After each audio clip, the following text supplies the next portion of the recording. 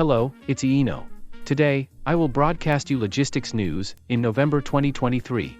I will introduce the current situation of international logistics, focusing on trends in ocean freight rates and the container market. So, let's get started.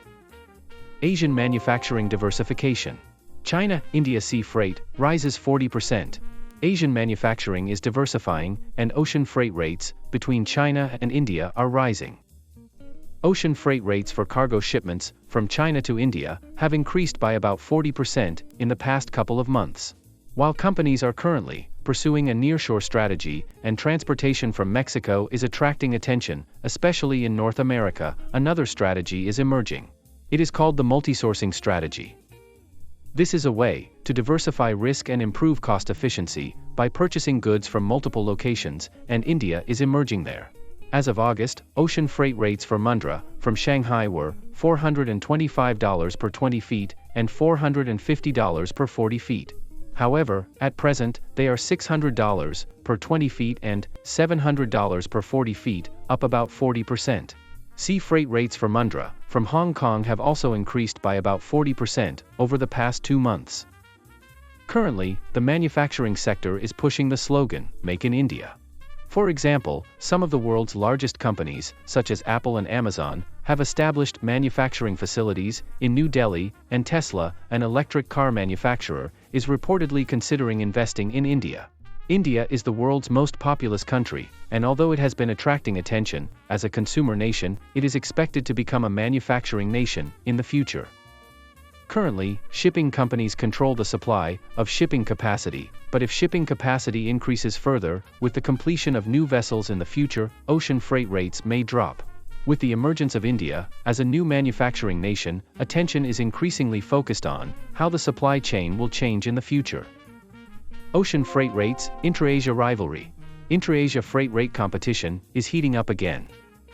Intra-Asia shipping routes to and from Japan have slowed considerably, and shipping companies are offering cheaper ocean freight rates, leading to a steep decline in freight rates. With the poor economy in China and elsewhere in Asia, and with this year's busy season having calmed down to some extent, a recovery by the end of the year seems unlikely, and the outlook for next year and beyond does not look bright. Supply is expected to continue to increase next year and beyond, as shipping companies have invested in new buildings due to demand under corona pandemic. The shipping industry experienced a Suez boom in the 1950s. The Suez Canal was closed, forcing many vessels to make the rounds of the Cape of Good Hope, resulting in a major shortage of shipping capacity. However, after only a year or so, the Suez Canal was expected to be reopened, and shipping rates plummeted, plunging the shipping industry into a winter period. The same thing is happening today. Although there will be a rush to deliver even more new vessels in 2024, it is not yet known what the scrapping of existing vessels will look like. It is said that no favorable factors can be found regarding the future outlook, so how long will the current situation of profitability continue? Furthermore, with the dissolution of the 2M alliance between MSC and Maersk will be dissolved in 2025. I will continue to update you with the latest information from the field on the future of the shipping industry, which continues to undergo transformational changes. Cargo volume to North America recovers, but market conditions deteriorate. Container imports from Asia to North America are surging.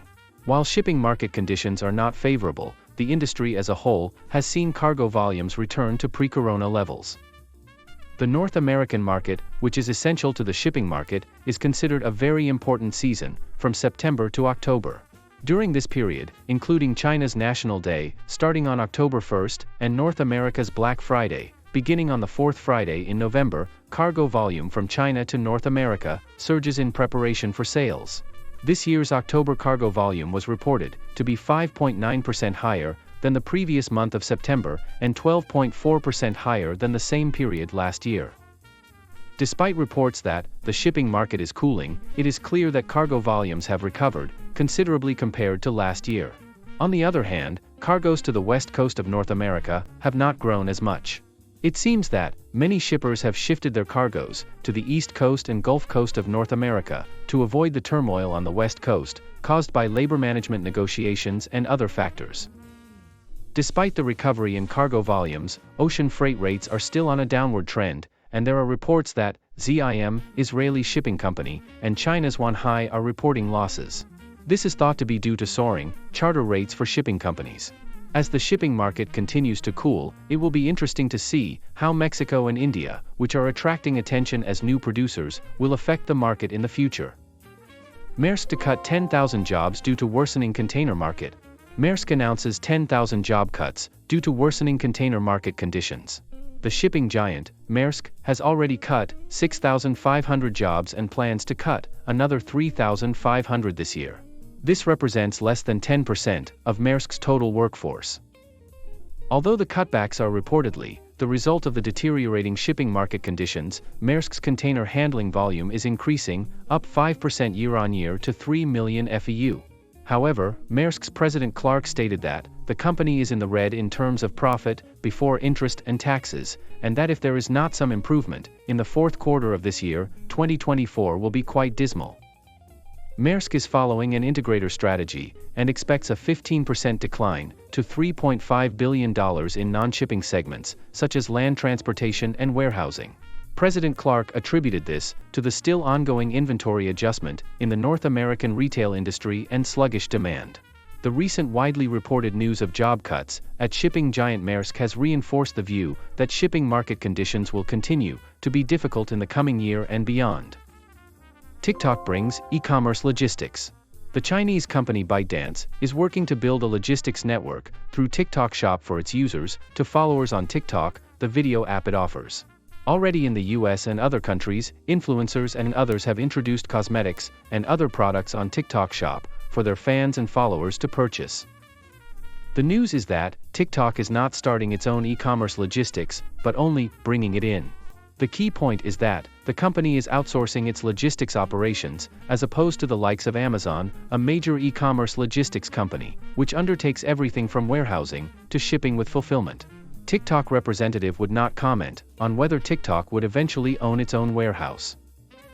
Retailers will be created by influencers, showcasing a variety of products, from cosmetics to accessories, within TikTok, and users of the app will see them, and then click on the appropriate link to purchase products through the retailer.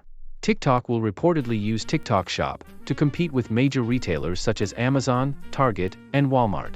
In addition to e-commerce, the era of buying from short video services is coming. The logistics industry will continue to change with the times. How is logistics news of this issue? Although the volume of cargo transported is beginning to increase, the shipping market continues to cool down.